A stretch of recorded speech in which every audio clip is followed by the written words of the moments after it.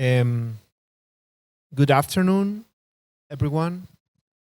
Thanks for joining us in this seminar. Thanks, Behrad. Sorry, the name is the most difficult part of the introduction for me. Behrad. Thanks for being with us today. Behrad Vatankhahghadim is a visiting professor in our department at UC3M AEROSPACE. As you know, this seminar belongs to a series of seminars that we are organizing for young professors in the department so that they can present to us their past, current, and future research, and us to get to know it and eventually collaborate, okay? Behrad, I'm not going to say your last name again. He obtained a PhD in aerospace science and engineering by the University of Toronto in Canada in 2021, where he also studied the bachelor and the master. While doing the PhD, he enjoyed a sort of research stay internship at the Canadian Space Agency, working on topics related to the orbiting, which is a hot topic here in the department as well. After his doctoral studies, he stayed in Toronto for 1 year, more or less, working on GNC applied to space. Then he moved to Polytechnic of Milano here in Europe for 2 years as a postdoc.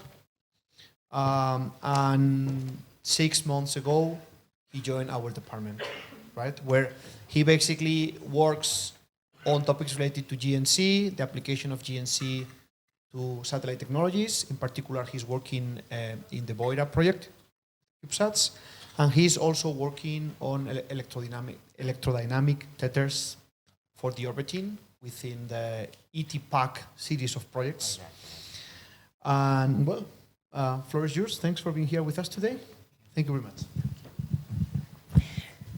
Okay, thanks Manuel for the kind introduction, and thank you everyone for being here and delaying your spaghetti lunch for a while before to listen to my research seminar. As Manuel mentioned, we're gonna do, and as also stated in the abstract, we're gonna look at 2 different sort of categories of space systems that reflect my past research, more recent research, but also with relevance to my current and future research as well. So I will briefly talk about some of the past results I have obtained in these topics. Specifically, the first category is going to be focused on shape-changing multibody satellites. The second category is going to be more on deployable systems, for which I have done research both in the context of, as Manuel mentioned, in the Canadian Space Agency, but also more recently, that's my main focus with the ETPAC series of projects. And this is also relevant to my PhD work as well. Like my PhD was focused on solar cell deployment dynamics. So we will look at some of the modeling approaches I have used so far and how they could be extended in the future directions on these topics. All of these fall under the general category of hybrid spacecraft dynamics and control, which is why they have some commonalities with this general topic. But there could also be combinations of those as well, because we are dealing with hybrid systems. We could also consider systems that use multiple actuators in sort of a hybrid manner. So that's why, as we will see in this presentation, all of these projects that I have looked at have some sort of a hybrid feature to them, which I will try to emphasize as we go through the presentation. Before we get to the actual topics, I was wondering how many people among the audience have cats as pets? Like, how many do you have? Did you have? Do you? Okay. So among these, how many of you have tried holding your cat upside down and letting go of the? No. Okay. Okay. Do you have any ideas about what would happen? Like, how would you predict the cat would react if you let it go upside down? Right orientation. So it's pardon? Right. Well, so interestingly, it turns out that in most cases, as we will see in this video, this is perhaps one of the world's first cat videos. It was from late 1800s, 1894. It was a video captured by Etienne Jules-Marie, and it, as we can shortly see, it will always land on the feet. So the cat is held upside down and let go, and no matter how much the altitude, the cat is able to reorient itself and eventually land on the feet. Here we have a slow motion of the motions that the cat goes through, and here we have the actual sequence subsequently that shows again the cat, even though it starts off with no rotation, it's able to reorient itself and land on the feet. Now this is interesting to us because it was considered. For a long time, it has captured the interest of scientists. As we can see, it was also an article published in Nature using sequences of the cat's motion from different views. We see the side view and the up and end view of the cat and the sequence of motions that it goes through.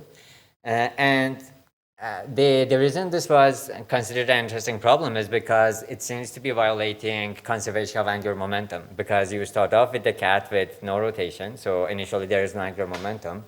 And as we all know, in order for some rotation to occur, you would need some sort of a torque. So if there is no initial torque on the object and it has no initial angular momentum, how is it that it goes through this sequence of rotational motion without any external torque or angular momentum?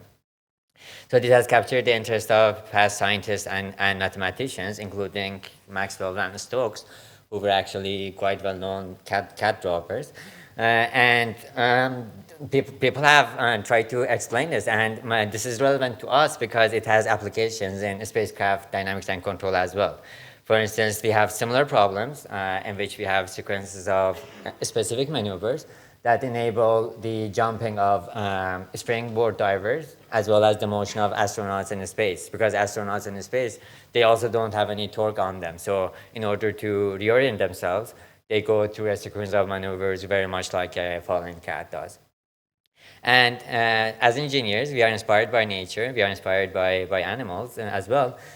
So we use these ideas in spacecraft dynamics and control as well. So the idea is to look at spacecraft as multibody systems consisting of multiple components, and then use that idea. So by going through a sequence of motions between the appendages, enable orientation change as a result of shape change. So that's the main focus of this first part of the seminar. The kinematic and dynamical explanation of this falling cat problem, perhaps the most cited work goes back to Kane and Scher, which published their results in 1969. And they basically approximated the cat as a sequence of two rigid bodies. So they said, let's assume that it consists of two rigid bodies attached to each other. So we have a multi-body system with two parts. And they did the mathematical modeling, they did numerical simulations, and they were actually able to capture more or less their numerical predictions would be consistent with the snapshots of a falling cat motion. And a lot of the works that followed afterwards were actually based on the mathematical ideas, the assumptions that were made in that article. So just to illustrate this, so this is another sort of a simplified animation of the falling cat. Again, they are approximated as a sequence of two rigid bodies. And the main idea is that the multibody aspect of the object and the fact that it can change its moment of inertia over time is the key that enables this kind of motion. Because as you can see, by bending itself, so basically as the cat bends itself, it enables the contribution of each of those angular momentums. So you can see the angular momentum vectors in blue and the top over here. You see the angular momentum vectors corresponding to the rotation of each link. And then because of the bending motion that the cat has done, there is a total angular momentum. So if you add them up, there's an angular momentum that needs to be contracted. And in order to contract that, nature dictates the motion to have another component about the horizontal axis. So basically the sum of the motion of each link about its own axis combined with the total orientation change, which has an angular momentum in this direction, they add up, and eventually there is no change in angular momentum. So it's just that the internal motion of the cat, the internal motion at the joint, enable a change of shape, which subsequently enables the overall change in the orientation. And this is the key idea that we're going to be using for spacecraft attitude control. The idea is that we want to have internal joint motions at the motors and enable the overall orientation change of the spacecraft, namely attitude control in the context of satellites. Over here, again, you see the results by K9 share compared to our simplified animation of the fallen cat motion.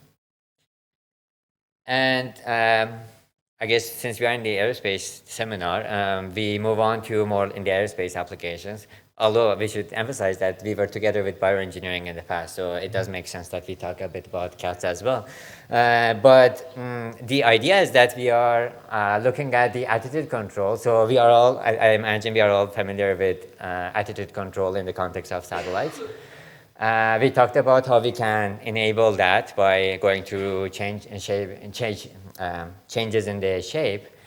And this could have practical applications. For instance, for those of you familiar with manipulators, we have large manipulators in space. For instance, the International Space Station is equipped with Canadarm, which is the large robotic manipulator.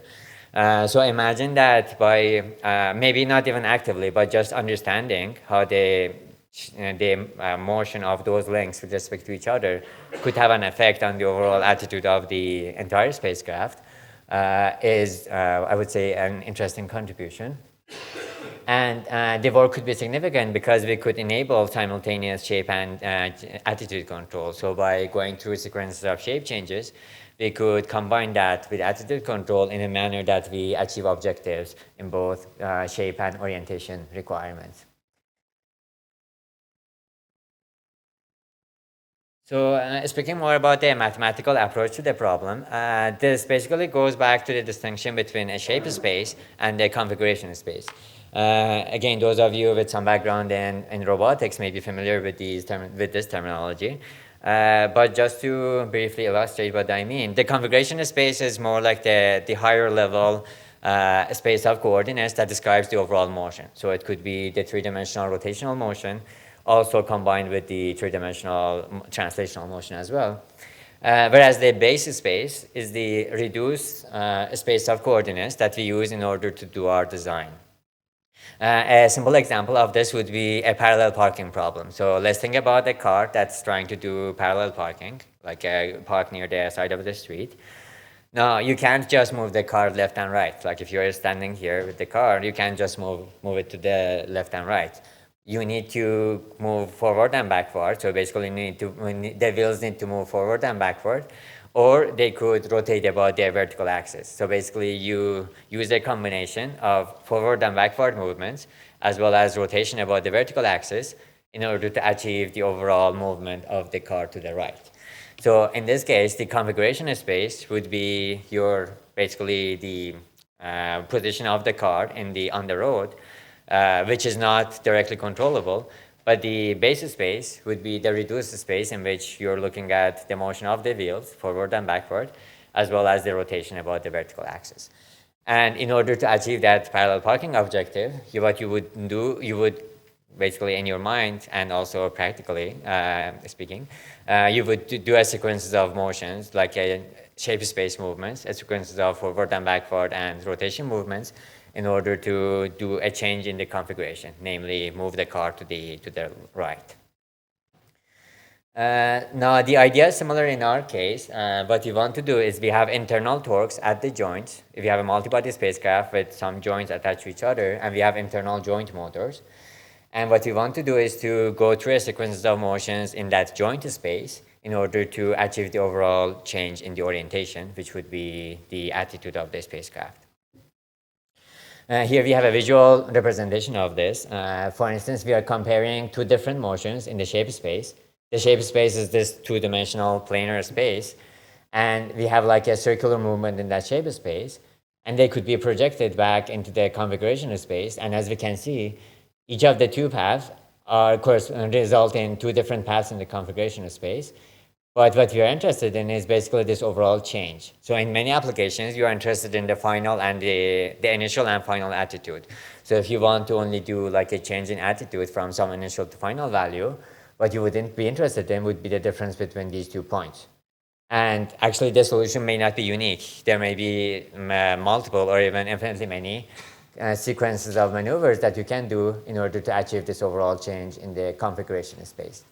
That's what we call a geometric phase. So the change between the initial and final points in the configuration space is what we call a geometric phase. And the idea behind this project is to look at how this geometric phase could be computed in the context of a spacecraft. And specifically, my main contribution has been into looking at the effects of flexibility. So what happens to the geometric phase values if you have flexible components. Over here, we have a representation of our satellite, of a sample satellite. For instance, we have a central hub here with 2 rigid appendages attached to it. In my work, I looked at a similar problem, but with flexible appendages. So with appendages that have relatively significant deflections at each point. And the configuration space would be SE2, which is like which would consist of both rotation and translation. But we reduce that to a sequence of n-1 joints. So we have a sequence of we do a reduction based on the symmetry of the problem, and we reduce the problem to n-1 joint angles. So SO2, which would be a planar angular motion, with n-1 variables corresponding to each of the joints. So the design problem comes down to looking at the paths, like each path in the shape space, and the implications in the overall configuration space of the problem. Over here, we see some of the past results from the work by Rekhanoglu and McLamroch, in which they are looking at the shape space profile, and subsequently they can achieve changes in the overall attitude. As you can see, we start off with this initial configuration, and ultimately there is a shift in the attitude of about 90 degrees, and there's a change in the overall shape as well. The appendages are now linear along the side of the spacecraft. And in order to go from this space to here, we have a sequences of motion, like a periodic movements of the appendages.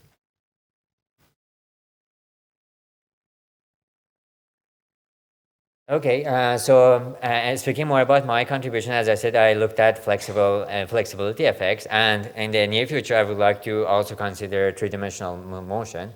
So what happens if we look at three-dimensional, not just planar motion, but motion in the 3D space, which would be significantly more complicated. But for each of these, we would apply conservation of angular momentum, which is basically the key thing. Like we have conservation of angular momentum, which gives us a non-holonomic constraint. Non-holonomic meaning that you cannot integrate the constraint directly, but it serves as relating your shape and configuration variables to each other. So basically, by applying conservation of angular momentum, we can come up with a mathematical expression between how the configuration variable would change as a function of the shape space variables. I try to minimize the math in the presentation, so I don't have the actual mathematical expressions here. But over here, we have a simple final model that you could achieve. For instance, you have a differential equation that describes the change of your shape space variables as a function of control inputs U1 and U2. In this case, those control inputs could be the rate profiles that you dictate at each joint, for instance. And then we do some periodic changes in the joint angle. So we go through a sequence of periodic joint angle movements. And each time that we go through a period, we get a small change in the attitude. So overall, the overall geometric phase, once we calculate how much geometric phase we can achieve by each periodic movement, we can then design our profile in the shape space so that eventually we meet our overall mission requirement in terms of attitude changes. This is a summary of the contributions, as well as, I think I did have more. Sorry, before we go here, yes, this is an animation of the problem that I included with flexibility effects. We have a similar problem as the previous diagram. We have a central hub with 2 appendages attached to it. And what we can see is the appendages going through a sequence of periodic motions. At each instance, we keep one of the angles constant and the other angle is changing. And we can also see the relatively significant curvature in the appendages as they go through their motions, which is caused by the flexibility. So by including the flexibility effects, we see that each point is now, compared to a rigid case, each point is now deflected. So basically, our approach that involves geometric phases and using it for attitude control has to take into account this change in the deflection properties of the system. Here's another, same problem, I'm just repeating the video. And I wanted to highlight how, basically this is more like a square profile. So at each instant, one of the angles is kept constant, the other angle changes from 90 degrees back to 0, and then we switch the joint, switch the appendages. And we do this repeatedly until eventually we will have a change in the angle of about 70 degrees. So initially we started with 0, and we ended up with an angle of about 70 degrees. Over here we are looking at the shape space profile. So we initially start at like a given profile in the shape space, which in this case would consist of the two joint angles. And then we move to a certain region that we are interested in, and we do periodic movements in that region. And every time that you go through this periodic movement, every time that you traverse this circle, there's going to be a certain change in attitude, which is given by this surface. This is what we call the geometric phase surface. It's a function of the joint angle, psi 1 and psi 2. And every time that I go through this periodic movement, I'm basically doing a path integral on this surface. So the problem becomes into determining the actual value of the geometric phase corresponding to each of the profiles that we have. And over here, we are looking at the effects of flexibility. So basically, we are comparing a rigid case, which is shown with black curves, with two flexible cases with varying degrees of flexibility. For instance, the green curve has a smaller flexibility than the larger one. And we can see that the attitude profile that we achieve is going to be significantly different if we have a lot of flexibility in the appendages. The overall pattern is more or less similar, but then the actual amount of the deflections is very much significant. So we need to account for the flexibility effects. And I also looked at what happens if you do a slower maneuver. So instead of trying to do everything in a minute, maybe in a space you usually do maneuvers very slowly. So, and we can see if we double the amount of time that it takes for the maneuver to go through, the effects are very much similar to each other, which means the flexibility doesn't have that much time to actually affect the dynamics of the system. So this would be a very simple workaround into our design problem, trying to do slow maneuvers in order to minimize the effects of flexibility. On the left, we see the joint angle profiles, and at the top, we have another square-shaped profile, which corresponds to the previous animation that we looked at, basically going through the square shape between our joint angles. I think that sums up the first part of the talk. This is the sort of the conclusion aspect of the first part, which as I mentioned, the idea is to use geometric phases to do attitude control. And currently and in the near future, I would like to extend this to external torques as well. So far, I have assumed that there is no torque on the object. But what we can do is to consider external torques, and some of those torques could actually depend on the shape of the satellite. For instance, if you have aerodynamic torques on the object, or if you're looking at solar radiation pressure, they would affect the overall shape of the overall external torque would depend on the overall shape. So this would be a coupled problem that would be interesting to look at. Moving on to the second half, what we are interested in is basically translating continua. So basically systems of deployable systems that are moving in space, and we are interested in the motion of each specific case.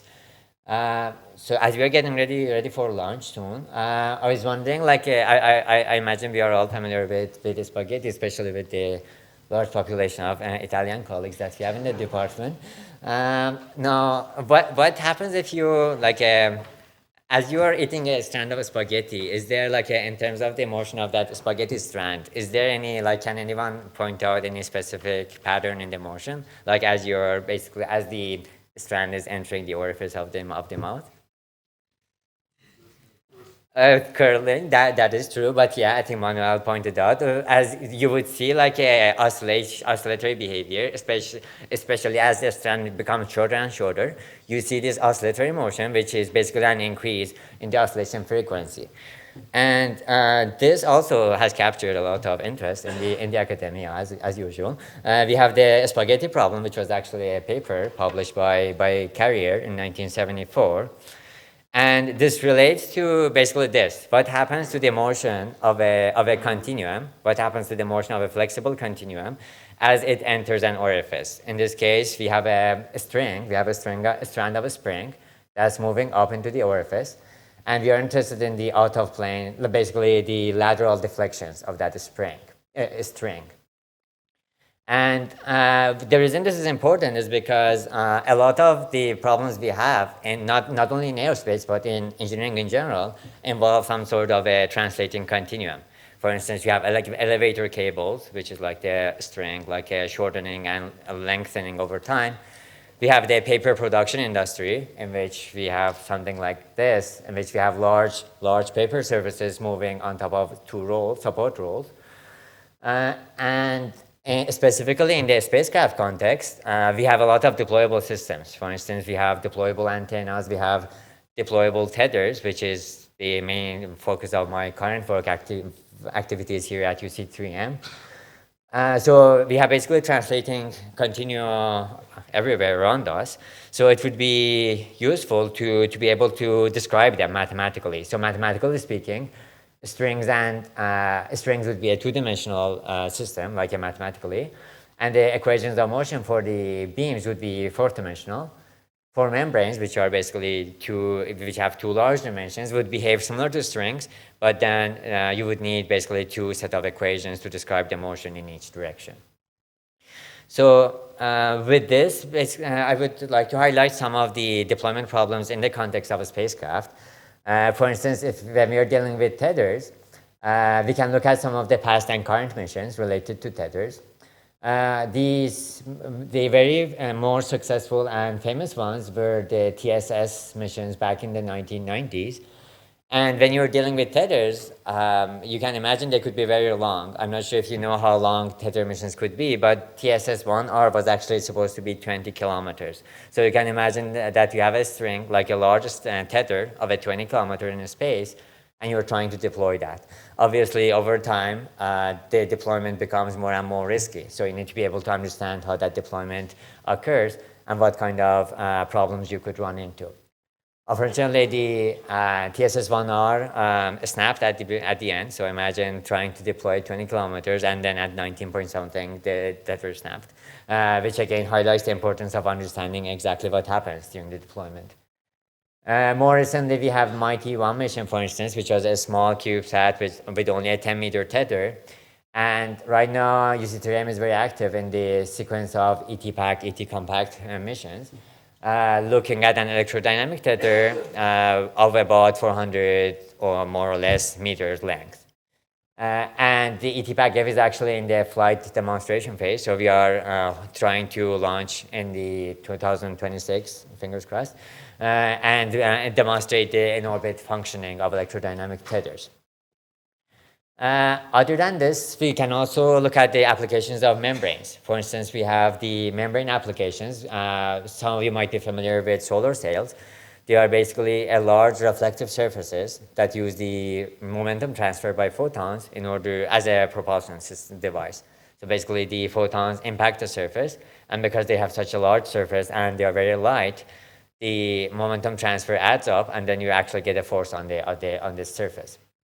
Now, this would be another interesting problem related to deployment of large systems, because a lot of these are very large surfaces that need to be deployed from a very compact form. So you need to understand how that deployment occurs and what would be the effects of flexible deflections as this is happening. Over here, I have some sample sail missions starting from, well, these were reflectors. Russian Zadamia 2 was a reflector. But later in 2010, we had Icarus, which was the first successful solar sail mission by the Japanese Space Agency. And more recently, we have had LIGHT Sail 1 and 2 by Planetary Society in the US. and some other sail missions such as Okeanos also by the JAXA. So again, the motivation is to understand what happens during deployment in order to avoid problems, some of the failures that we have had before, which in many cases occur during the critical deployment phase. And in my recent activities, I've been interested into looking at deployment specifically in the context of solar sails. So just to briefly give an overview of the mathematics of the problem, I basically consider the boom-supported solar sail, and this is where the hybrid aspect kind of comes in. You have a hybrid combination of beams attached to membranes, so mathematically speaking, the dynamics is going to be coupled, so you need to be able to describe them in sort of a coupled manner. And the beams are being extended outward, and at the same time, you have the membrane that's kind of unfolding and extending along with it. And we are interested in the out-of-plane deflections corresponding to each of these, out-of-plane and in-plane. Later, I also looked at in-plane deflections and did some crude approximations of some wrinkling effects as well, because wrinkling would also be very much, it's a very hard to predict phenomenon, but we could come up with general predictions of possible wrinkling regions over time. Now, to describe this mathematically, you would want to consider each of these components separately. And then when you put them together in a hybrid manner, you would combine the effects. So basically, we can expand the deflections corresponding to each component using a set of time-varying generalized coordinates, as well as a set of eigenfunctions, which describe the deflections. And the key fact is to recognize that this would be time varying. So you basically define this kind of a time varying eigenfunction, which would have the same form as the fixed length system, except you let the length variable to be a function of time. Now, this is not very mathematically rigorous, so of course you would need to go into the mathematics and try to do analytically prove that this actually makes sense. But we were able to come up with good approximations, and comparing with the experimental results, it actually did a good job of capturing what you would expect from the deployment problem. Now, for instance, over here we have the eigenfunction corresponding to a cantilevered beam, and you would want to recognize that this length variable is time varying because you have this beam that's being extended outward. Now, if it's being grabbed in, that's more like the spaghetti problem, in which the length would actually be decreasing over time. And then you combine them. So basically, we put together the deflections of these two components, and we would have a set of combined, basically the overall deflection at each point in the sail would be described by the contribution from the beams, each of the two booms, as well as the actual deflection correspond due to the membrane. And you would add them up, and then your entire system of equation becomes coupled in the sense that you get coupling between your beam and membrane deflections. Over here, we are looking at some of the results. What I have here is a simple quadrant. So basically, I have a quadrant with two booms with a membrane attached in between. And I'm looking at the case of extension versus retraction. Both of them at a constant rate. Extension with a positive 1 meters per second, retraction -1. This is a very high rate. You wouldn't expect this in a typical space deployment scenario. But I wanted to highlight the effect of oscillations that you see. And I think this is quite clear that in the retraction case, very much consistent with the spaghetti strand, we have very large oscillations towards the end. So as the length becomes shorter and shorter, you have large oscillations of the system. And this is also captured by looking at the rate of change of energy. So we basically define an vibration energy variable, which captures how much vibration you're experiencing. And if we look at the rate of change of that over time, we can see that for the deployment case, the rate of change remains negative, which means in the vibration, dynamically speaking, the system would be stable during extension. Whereas during retraction, we have a positive rate of change of energy, which means you are continuously pumping vibration energy into the system as it becomes smaller and smaller, which again explains what you would experience as you are eating a strand of spaghetti. Over here, we are looking at one of the nice, nice contributions of my work was coming up with an analytic expression. So once we have the simplified model, you do like a sequence of 10, 15-page derivation. And at the end, this is a nice and elegant result, which actually shows that the rate of change of vibration energy could be simplified in this form, and everything inside the bracket is actually positive. So like mathematically speaking, all that matters in order to determine the sign of E dot, which is the rate of change of vibration energy, is this L dot variable outside. And by looking at this, you can, again, confirm the results we have at the bottom. Because when we have extension, we have a positive L dot, so the E dot is going to be negative, which means, like dynamically speaking, for an extension problem, the system would be considered stable in a sense. Over here, we are looking at animation of a full state deployment. So what we have, we have a full state deployment. The difference between the top and bottom figures is that the bottom one has a much heavier membrane. So over here, the membrane is 10 times heavier than the one at the top. And I included this to see the effects of the relative ratio of the masses of the membranes relative to the boom. And once we go through the animation again, you can see that the membrane that has the sail that has a heavier membrane, it kind of has a slower propagation of the deflections, but the deflection that get propagated to the other booms are actually end up being larger. So basically the presence of the heavy membrane has effects in terms of how fast the vibrations are being propagated throughout the sail, as well as how much of the deflections are actually translated to the other booms in the system.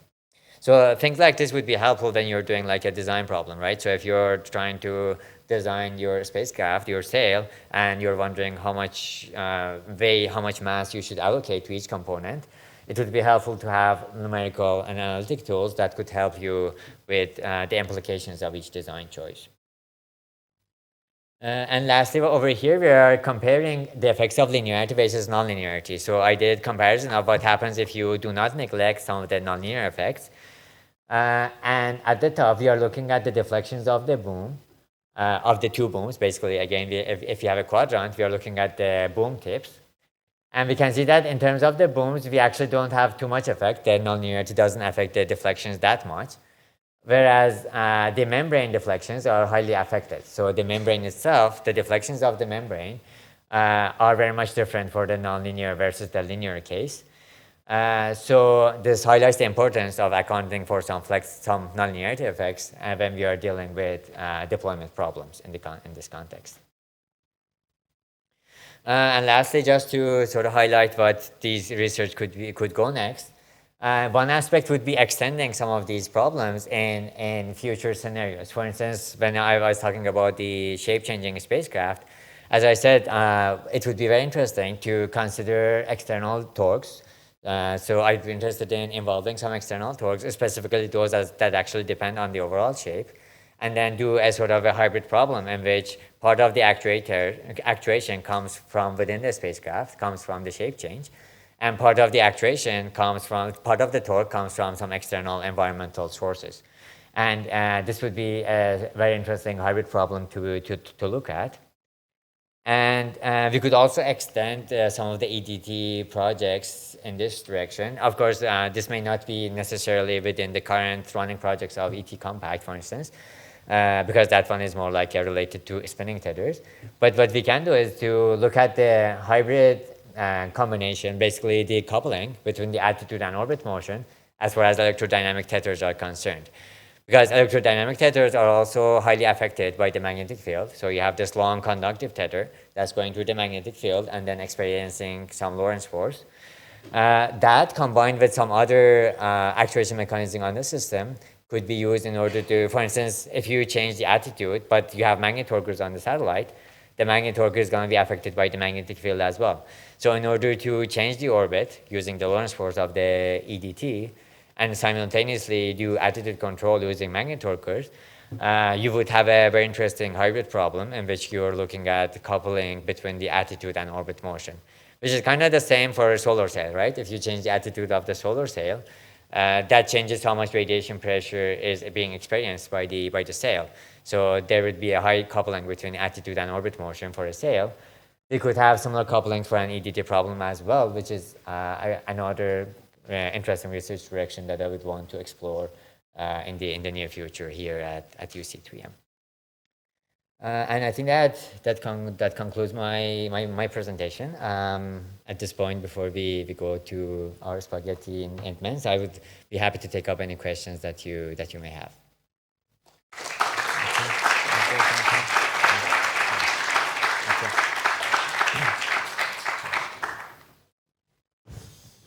Right.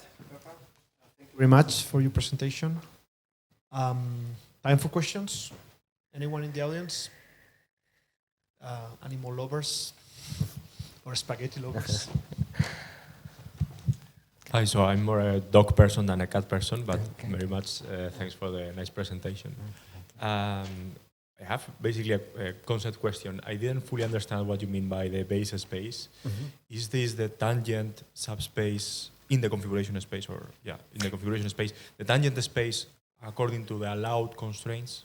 Yes. So it's the directions in which you can actually move, no? According to the example you were saying about the parking car. Right. Okay. So Yeah. you maybe live in a n-dimensional configuration space, but your constraints dictate that you can only move in 5 directions at each point. That would be the base space. The shape space, and also considering the symmetries. For instance, if you're looking at the motion of the joints in the context of satellites, you can, maybe your overall attitude change won't be affected. Like if you change the shape within the satellite, that would be independent of the overall attitude change of the satellite. So basically, you can reduce the problem by looking at the shape changes, the changes in the joint angles, and then subsequently look at how that would affect, because of the constraint, in this case, it would be the angular momentum conservation, that would have an effect on how the overall attitude is changing. But what we are interested in is that reduced space in which we have basically degrees of freedom in the parallel parking problem, or as you say, in the tangent space. Those would be the shape space variables, and the configuration would be the more overall motion, which could have less constraints in this motion. I see. And another question, if I may. When you were showing the example of the beams and the sail and the membrane, I understand that most of the stiffness comes from the beams themselves. So my understanding would be that the beams are not much affected by the membrane, while the membrane is affected by the deployment of the beams. Is that correct? Or they are completely coupled in both directions and both affect strongly each other? I think it partly depends on the actual parameters that you use, because like if you have a very large sail, even though the beams are very much stiff, if you have very flexible beams but very like a huge sail dimensions, that in that case it could actually be affected. In this in this pattern, we do see the effect of the membrane. So if you did not have the membrane here, you would have the oscillation of one boom and the other boom wouldn't be affected at all. But because you have the membrane in there, the oscillations from one of the booms, which I saw with I missed that. So the initial condition is such that you excite one boom but not the other. Yeah. Okay. And then I look at how those excitations are propagated to the other boom, and we can see the two cases in the extension and deflection. Okay, thank you. Okay. Is there any other question? No? Then I go for the last one. If you go back to the electrodynamics, tethers kind of technologies that you were showing, just curious, right? Because to the best of, so those previous demonstrators, the TSS and the MIT, those were not successful, right? None of them, or what is the status of the technology? So those were not, I guess, they were considered not completely successful because of the rupture, but because it took... In both of them, also in the MIT, the same happened in the the 2021? MIT was actually launched. It was launched, and it was deorbited after about a year. It's just that it was a very small tether, like a very short tether length, and at some point it went into an off nominal attitude. I'm not sure if they have found out the reason behind that, but basically they were able to gather data, and I would say the mission went through. It's just that they did not show what we are trying to show using the AT pack.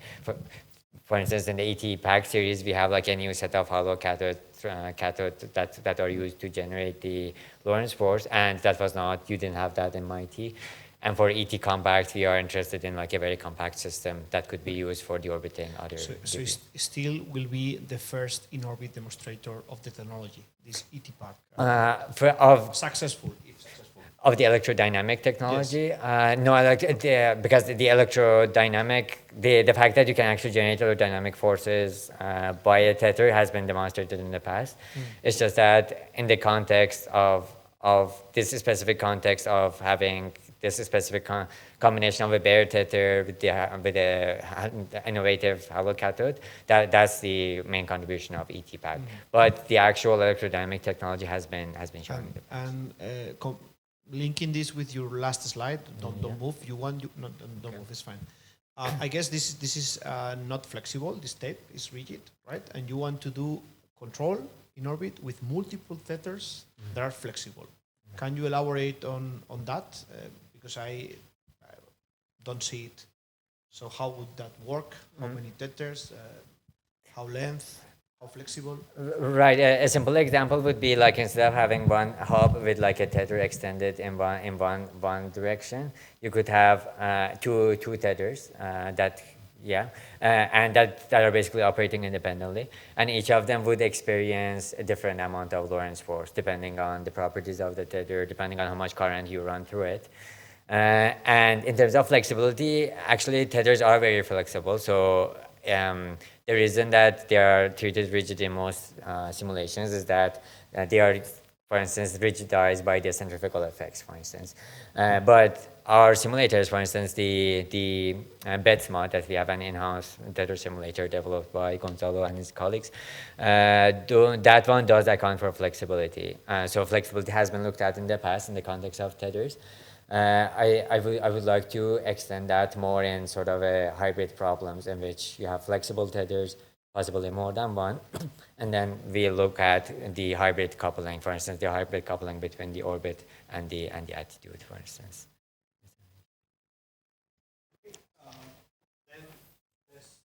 No more questions, so let's thank the speaker and let's go for spaghetti. Okay. Thank you. Thanks, everyone. Thanks for being here.